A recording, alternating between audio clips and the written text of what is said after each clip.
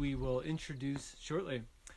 I want to take a moment to mention that after today's Facebook Live session, we are going to be following this up with numerous sessions to celebrate National Park Week. And that starts on April 18th, a Saturday, with Junior Ranger Day. So check out our Facebook page or our other social media accounts, and you'll find a flyer that advertises all the different subjects that we'll be addressing during National Park Week. I want to mention Junior Ranger Day just because we would love to invite all the kids out there to start thinking up all your questions having to do with prairie dogs. And sending those in to us, you can email us at brca_education@nps.gov.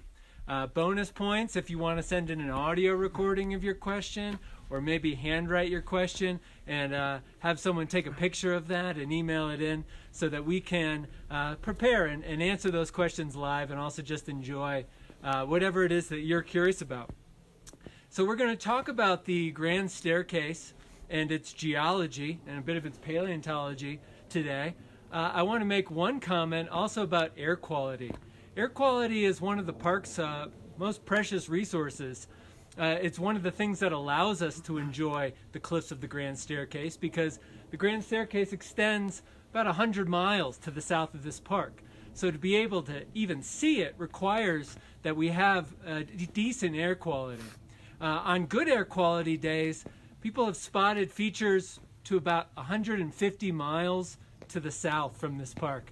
The San Francisco Peaks, so the other side of the Grand Canyon.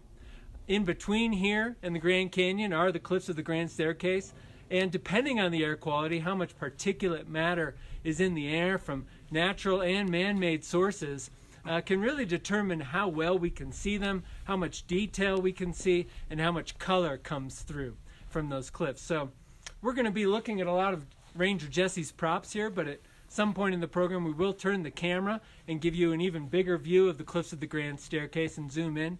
You'll see that the air quality today is a bit hazy. So I'd say that we're closer to 100 miles or maybe a little less of visibility, and it's reduced some of the detail in the features, but it's still a spectacular view, and we're really excited to share it with you. We've been monitoring air quality here in the park since 1988. If you go to our website, either in air quality or go to the conditions, which you can reach by clicking on the alerts panel, you'll see a link to our webcam, which is actually just over here a little bit to the east of where we're standing, looking at Navajo Mountain, which is about 80 miles away. And so you can take a view and see how the air quality changes in the park day by day. The last thing I want to mention is that we welcome your questions and comments in the feed. I'll be standing behind the camera while Ranger Jesse gives his presentation and making notes of those questions so that when his presentation concludes, we can address your questions and get into anything else that you might be interested in. So thank you so much for tuning in. Again, my name is Ranger Peter, and Ranger Jesse is just about to come on camera and introduce himself. Welcome back to Bryce Canyon Live.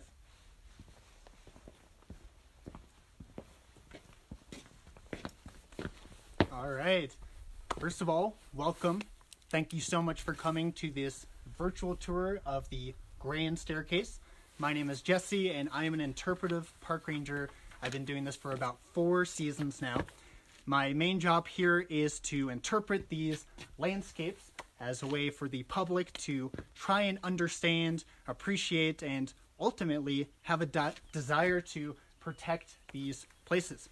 So my main avocation is geology, and so within my last 4 seasons here, I really have had time to dive into these tantalizing and mysterious landscapes as a way to try and understand these ancient Earth stories.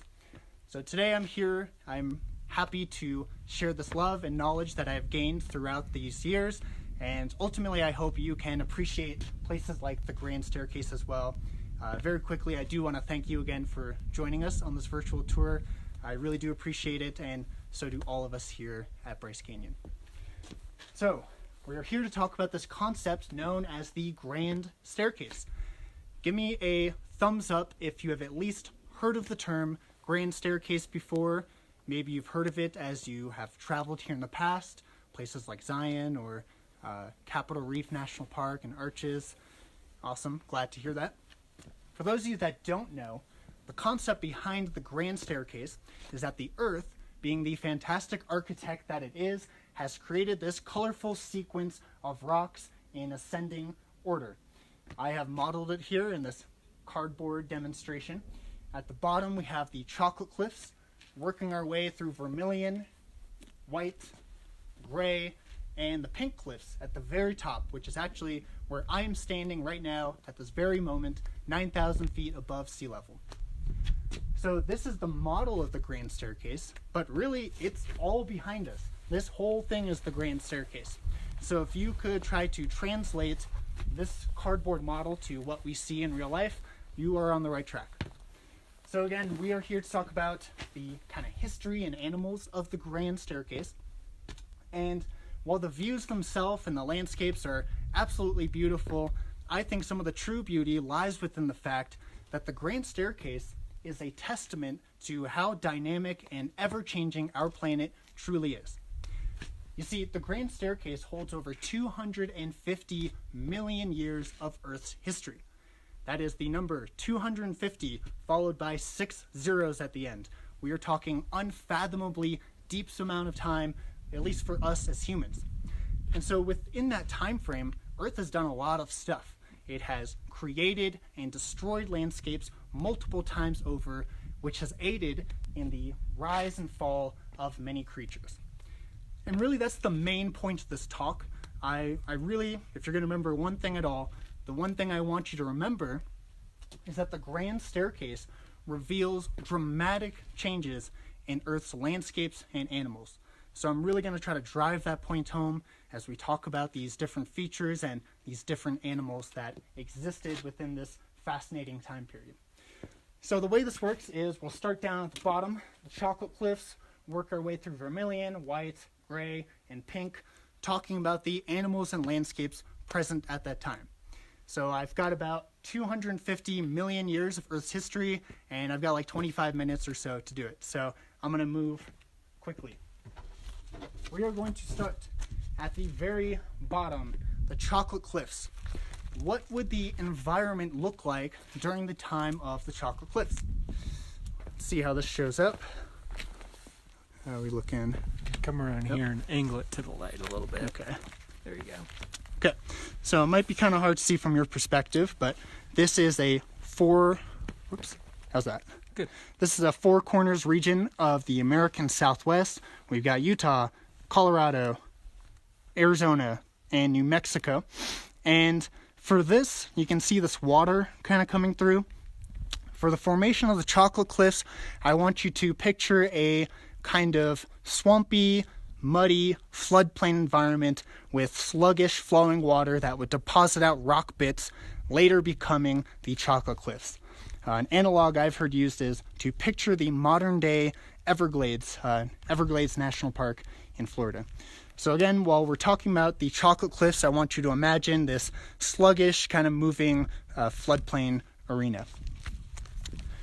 So the creatures that are present during the time of the chocolate cliffs are really significant because it happened right after a huge mass extinction. That is, most of animals were wiped out. Therefore, the animals that were present and we have fossils of are representative, or they provide insight into how animals kicked back into gear, and we'll see who became the dominant species after this clean slate was made. And what we find out is that some of the main players include amphibians, reptiles, and small dinosaurs. So the first guy I want to introduce you to, this cool looking guy, this is known as Eocyclotosaurus, which is a really fun word to say. Again, Eocyclotosaurus. He is an amphibian, which means he can go in the water and above land. And as well as that, he is an aquatic predator, so he can hunt animals in both of those types of environments. This right here is the skull of an Eocyclotosaurus. Pretty crazy, huh? This is the skull of this amphibian, and it's pretty big if you think about it. If you think about what we think of for amphibians today, we think of frogs and creatures like that. Well, this is an amphibian too, and he is quite large. I like this because you can really see the features on here. See his nostrils and his eye sockets and where his ears would be.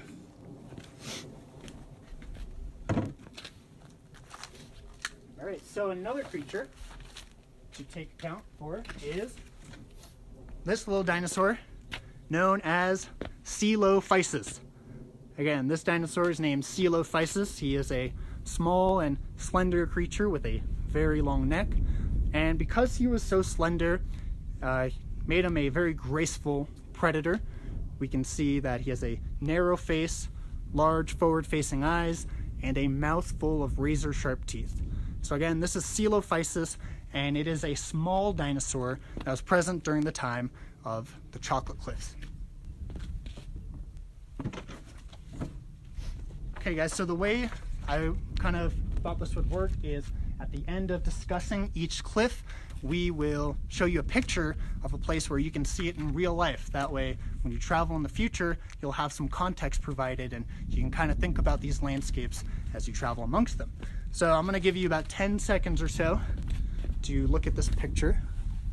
Oops, that's very glary. Let's try this way.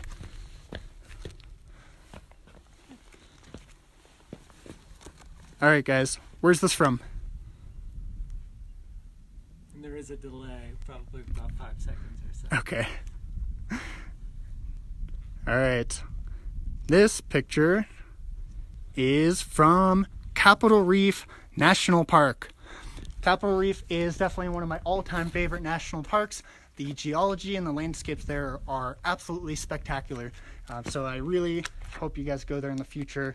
And when you go there, as you're coming from the west, you'll see these beautiful chocolatey brown cliffs on the very bottom.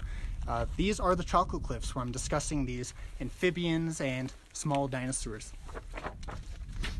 Now, at the end of the Chocolate Cliffs, there was yet another mass extinction, wiping out animals once again.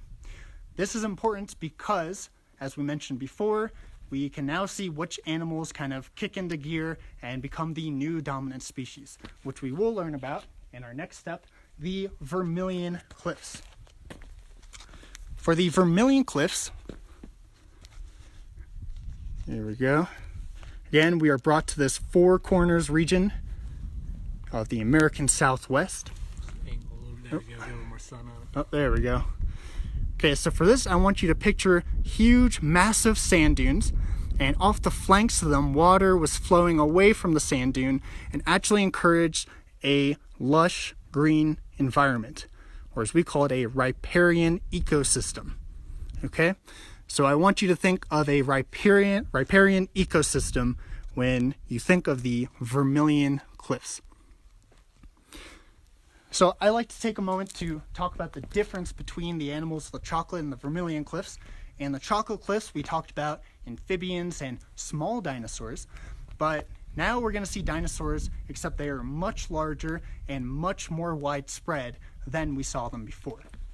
And for that, one of the prominent dinosaurs we are going to talk about is my friend Dilophosaurus.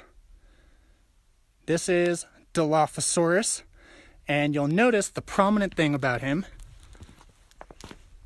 is that he's got two crests on the top of his head. You see that? Those two crests. And they were quite fragile, so they probably weren't for headbutting or any kind of weapon like that, but rather they were probably more of a display to be flashy and to show off to a potential mate.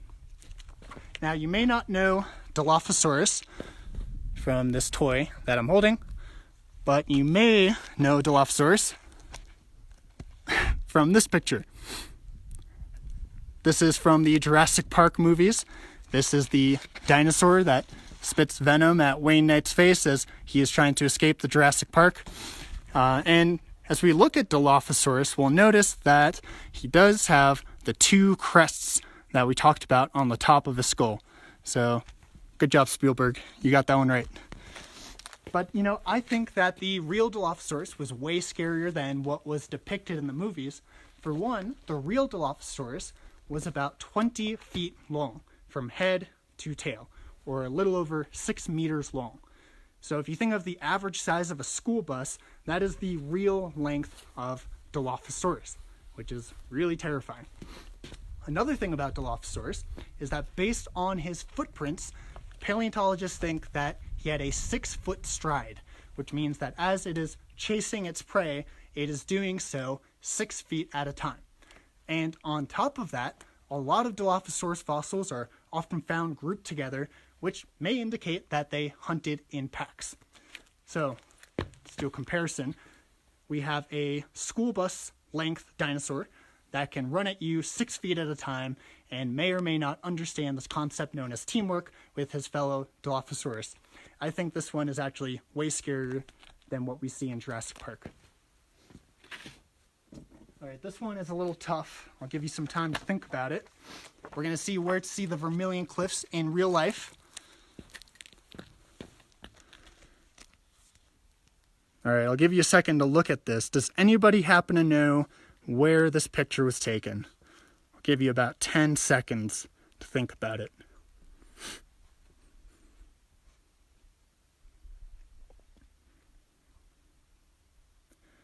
Okay, so this is from Vermillion Cliffs National Monument. It's on Highway 89, and you could see this RV. Hey, you got it, Yang. Good job. You could see this RV over here for scale,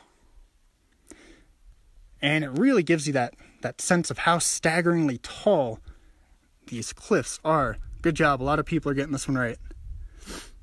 And not only that, not only are these cliffs so tall, they're also very expansive laterally. You can see these formations all the way from Zion in the west and to Colorado National Monument in the east. So try to imagine how big these environments truly were throughout this time. As we travel through time, we now work our way up to the next cliff, the White Cliffs. And the White Cliffs, what I want you to think about for this is an extremely brutally hot, unwavering, brutal desert, sand dune desert. So we're brought back to this map with the Four Corners region of the American Southwest. We got Utah, Colorado, Arizona, and New Mexico. And you can see that it just got a lot drier. A massive swath of sand took over this region. So again, when you think of the White Cliffs, I want you to think of a modern-day Sahara Desert, actually quite a bit smaller than that, but if you think about the Sahara Desert for White Cliffs, you're on the right track. So as far as animals go, during the formation of the White Cliffs, fossils are really hard to preserve in these sand dune environments. They're just no good at it. And so there were certainly many animals walking throughout this environment, but as far as the fossils go, we don't have a whole lot of it, especially bone structure itself. That's really hard to preserve in sand. I want to take this moment to talk about a rare situation where this dinosaur, known as a ceatod, an early ancestor to brachiosaurs, those creatures with the long necks that eat the tops of trees and stuff. The ceatod presents a very unique scenario in that one of these creatures one day was traveling amongst one of these brutally hot sand dunes and it died. Upon its death, it was quickly buried underneath a collapsing sand dune, which provided the unique opportunity to actually preserve the bone structure. And so this is an example of a dinosaur that we actually do have some bone structure of preserved within the White Cliffs. And I like to take this moment to kind of emphasize this lesson in that not all fossils are represented equally. Many fossils will be overrepresented, some fossils will be underrepresented, and some will never even get the chance to be represented at all. And so just remember that we can get a lot of information from the fossils we do have, such as ancient environments and things about their lifestyle and their diets, but just know that all the fossils that we find are not representative of all the animals that were, if that makes any sense. Okay, guys, I'm confident you can get this one. This is another one of my favorite spots, and this is of the White Cliffs. I'll give you a few seconds to tell me where this picture was taken.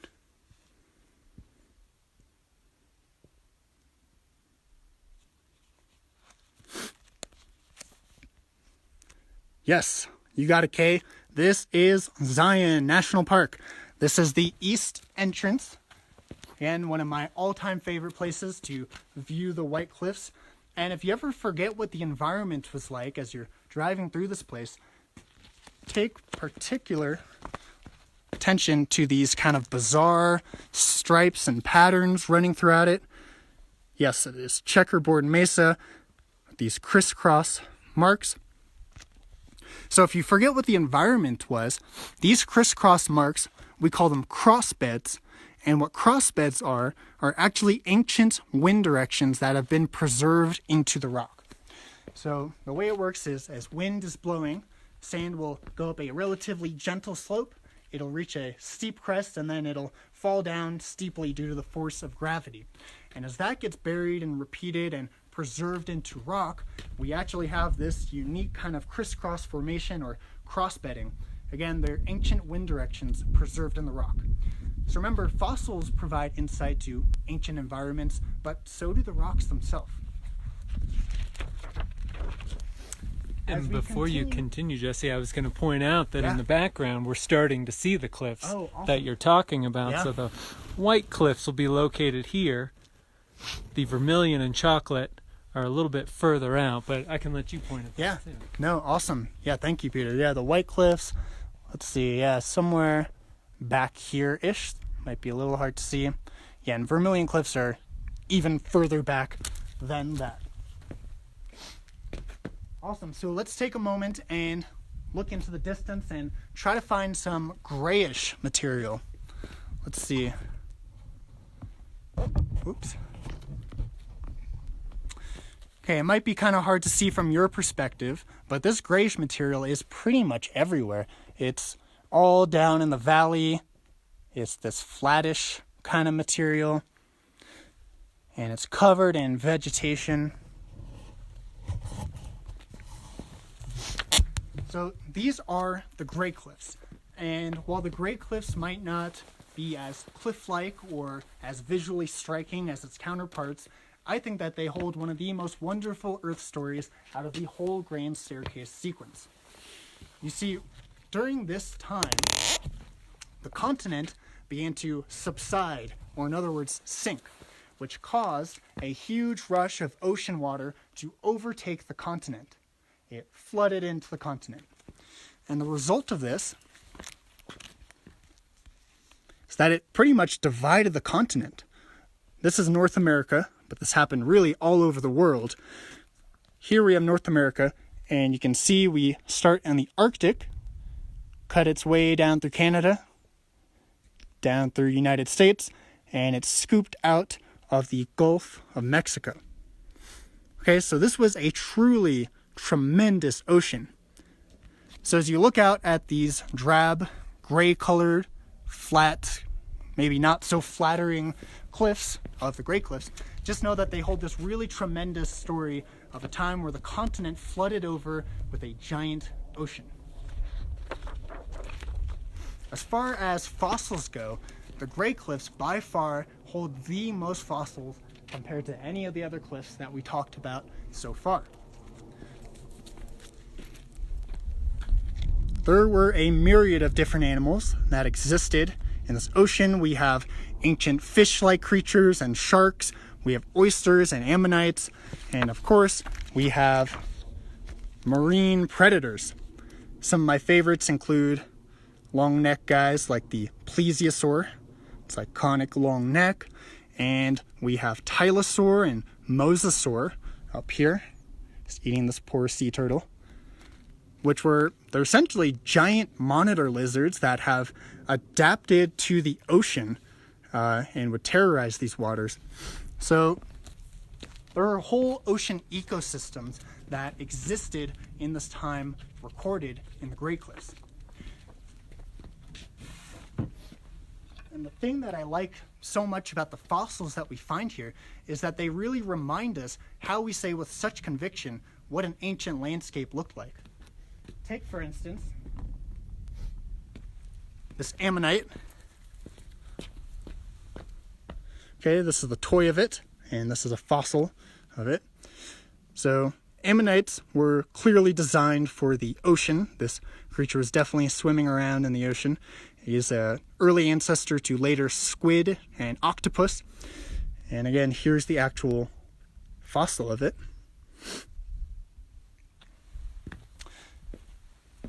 So fossils like the ammonite and all these other creatures are found abundantly throughout the Gray Cliffs. It's not one or two or even 100 examples of it. Depending on the species, there are literally thousands of these littered throughout the Gray Cliffs, these creatures that were clearly swimming around in ocean at the time. Now, as far as what happened after this, there was yet another mass extinction. This is the third one we're talking about, but this one you might actually know about. This is the one that destroyed it all for the dinosaurs. This is the one that wiped out the dinosaurs, okay? 70% of life. Oh, wait, actually, sorry, I forgot to talk about the land dinosaurs. My mistake. Let's rewind a little bit. Okay, so there are a lot of ocean creatures, but we also have land dinosaurs. We can't ignore them. Let's talk about this guy right here. There are land creatures because during the time of the Gray Cliffs, the ocean would retreat and it would leave behind huge swaths of land for these creatures to kind of walk amongst. And this one right here, it's very peculiar looking. This is known as Therizinosaur, okay? This is Therizinosaur, very bizarre looking. Therizinosaur is interesting because they found a fossil of this guy in the ocean.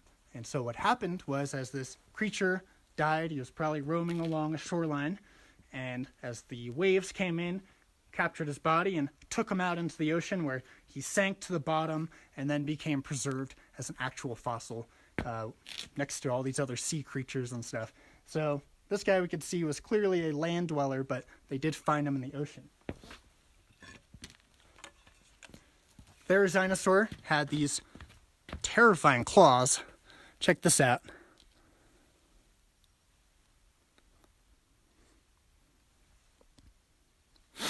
Yes, so this is the Therizinosaur claw, and while it's very scary looking and kind of scythe, it looks like a scythe or something, it's actually, paleontologists think it was more of a tool to like get stuff down from a branch, or to scrape the bark off of a tree, or maybe even to dig a hole like a sloth would do, which makes this creature suddenly a lot less intimidating.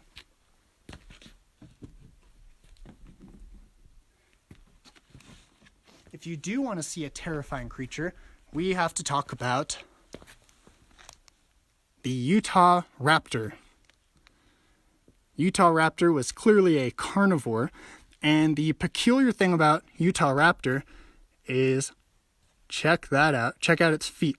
It's got that very, very peculiar claw that sticks up.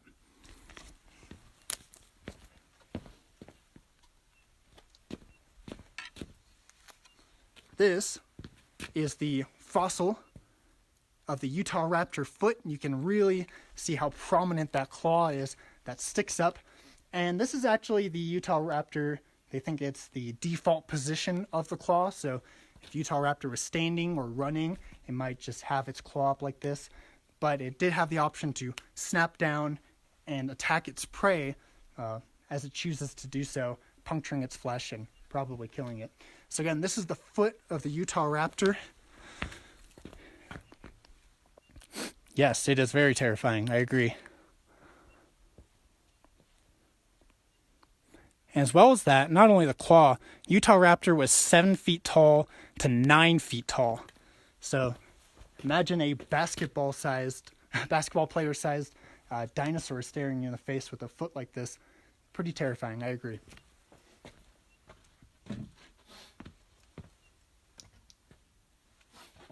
And then lastly, I want to talk about this dinosaur right here.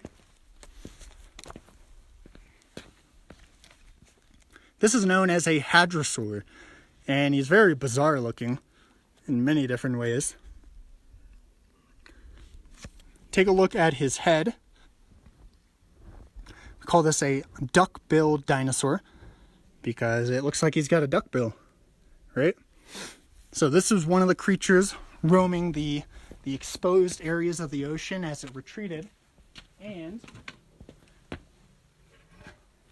check this out. We have a skull of this creature. Look at this thing. This thing is huge, right? So you can really see that duck bill shape, as well as things like his eye sockets and where his nostrils would be. This thing was really big. And starting from here to where his tail would go, be anywhere from 10 feet to 65 feet long. So this is a Hadrosaur. Again, he's a duck-billed dinosaur. Pretty crazy, huh? And a question about how old, what time frame? This is in the Cretaceous period.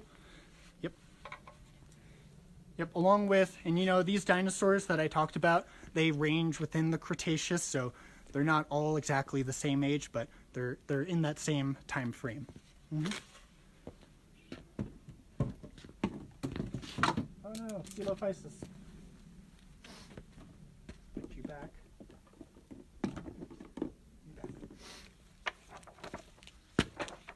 Okay, this one's pretty hard. Let's see if you can figure out where this picture was taken. This is my favorite exposure of the Gray Cliffs. There's not a whole lot of places to get magnificent views of the Gray Cliffs, again, because they're usually drab colored and flat, but this is a particularly great place. I'm going to give you 10 to 15 seconds to tell me where this picture was taken.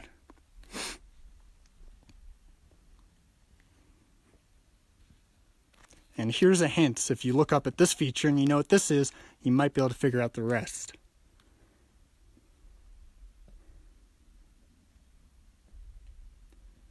All right, 5, 4, 3, 2.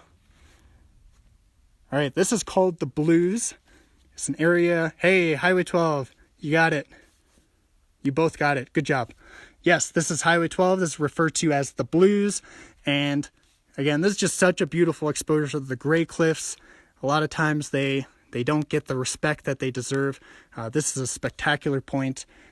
This is Powell Point for some reference. Again, and as you travel amongst this, think about this giant ocean that was here to create this. And remember, it's not a localized thing. If you travel along any of this expanse, and even along here, this ocean oscillated and would go out to the east, as far east as Pennsylvania, you could see these gray rocks in many places. It is a reminder of how tremendous this ocean truly, truly was. Okay, now we move on to the last mass extinction. And this one is the one that you're probably familiar with. It was the asteroid that ended it all for the dinosaurs. The dinosaurs became instantly wiped out, which once again means that we have a new opportunity for a dominant species to take the lead. We'll learn about that in the last and final step, the Pink Cliffs, which is where I'm standing right now.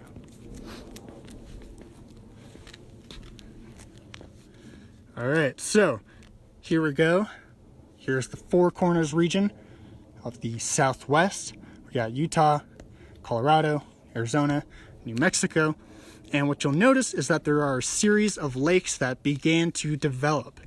And the reason that these lakes were developing is that there are topographically high regions in the surrounding area. It encouraged streams and rivers to strip particles from these high areas and deposit them down below, where they can collect and collect and collect until they formed the Pink Cliffs of Bryce Canyon and elsewhere. So again, when you think about the Pink Cliffs, think about this giant lake or series of lakes, and that might be an analog of what it looked like while it was forming.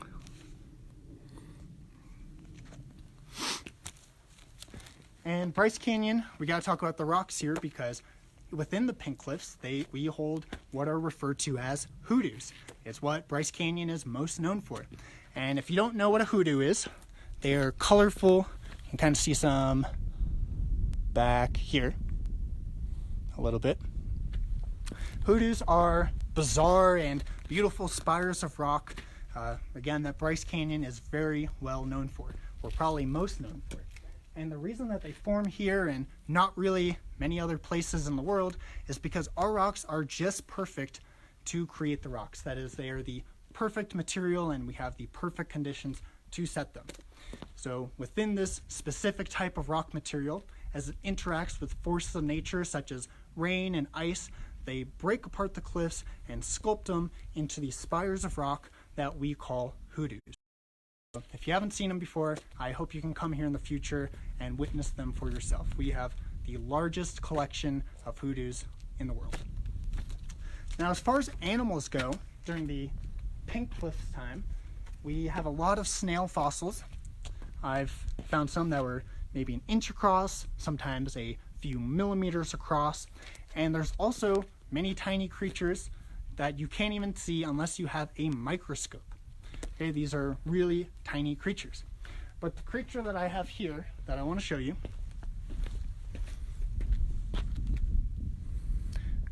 this is a wasp cocoon.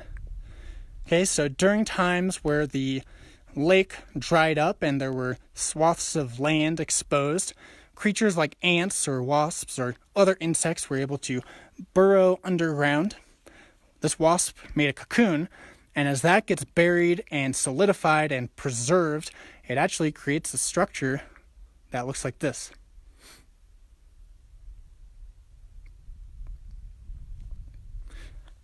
Again, so this is a wasp cocoon, and it was found here in Bryce Canyon.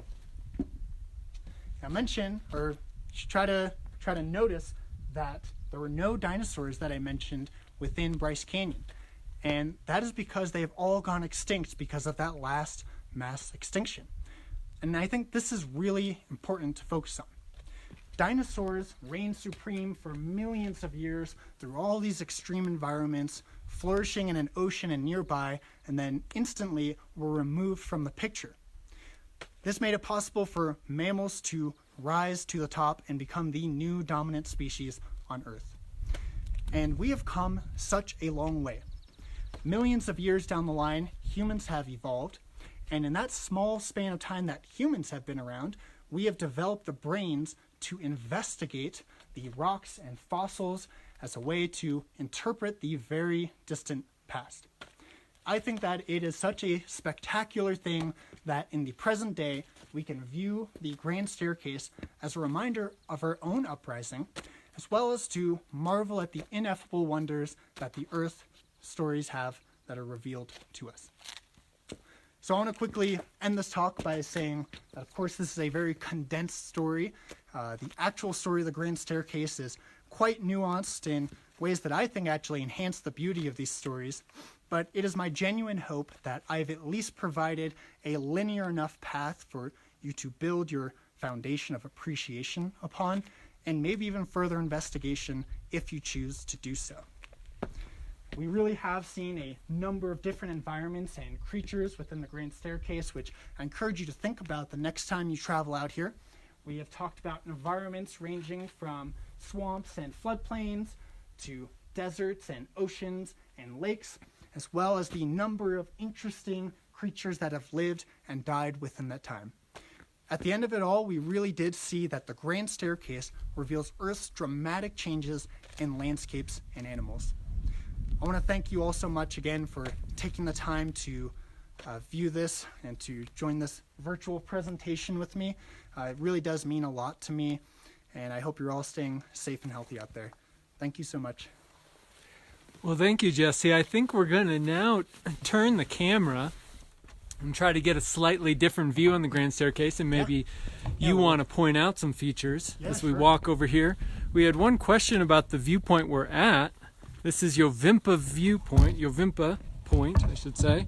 So it's the southernmost view in the park, looking pretty much directly south. So I'm going to turn it back over to Jesse. Yeah, let's look at some of the stuff. Okay, and we're back. All right, yeah.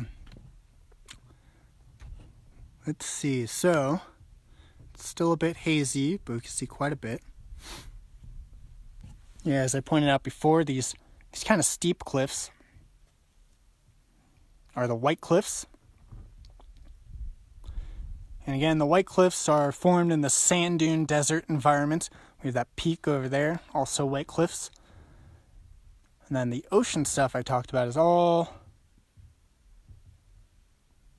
throughout here. And the Pink Cliffs, which were again the lake and floodplain environment, which Bryce Canyon is most known for, it's all along here.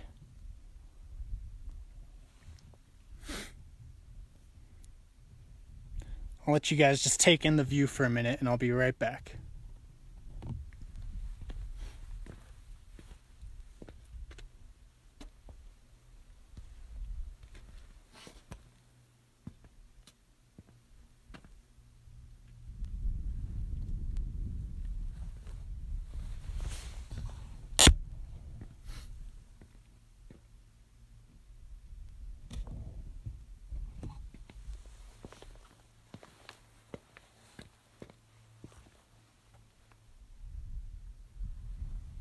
And before we go, we had a question pop up about when our next program will be. And I encourage you to look at our Facebook or other social media pages. We've created a little flyer for National Park Week events. And so that's going to start on Saturday, April 18th with Junior Ranger Day. That'll be at 10 a.m. And Ranger Jesse and I and maybe some of our resources rangers will head out to a pull-off along the road to visit our prairie dogs and talk about how they live. Again, kids out there, if you want to send us your questions about prairie dogs in advance, we would love to see those. Bonus points if you want to send in a voice memo or handwrite a question and have someone take a photo and email it to us. The email address to send that in is brca_education@nps.gov. We're probably just about to sign off here. There's a question, Jesse, there about where Kodachrome Basin State Park. Oh yeah. So Kodachrome is maybe 20 or 30 minutes away from here, going east. Yep, it's very close to here. Definitely recommend it next time you come out here. Yeah, if you were to turn and look here, Kodachrome's going to be over the plateau to the east there, so not possible to see it here from Uvimpa. All right. Well, we want to thank you again for tuning in to another session of Bryce Canyon Live. We've really enjoyed interacting with you virtually and sharing the beauty and wonder of this park and its surrounding lands with you. Again, the park does remain closed at this time, and we do not yet have a set date for its reopening, but encourage you to stay informed by checking the park's website. That's at nps.gov/BRCA, and we'll post all the most up-to-date information there. And we sure hope to see you soon. Wishing you a wonderful day. Thanks again for joining us here at Bryce Canyon National Park. Take care.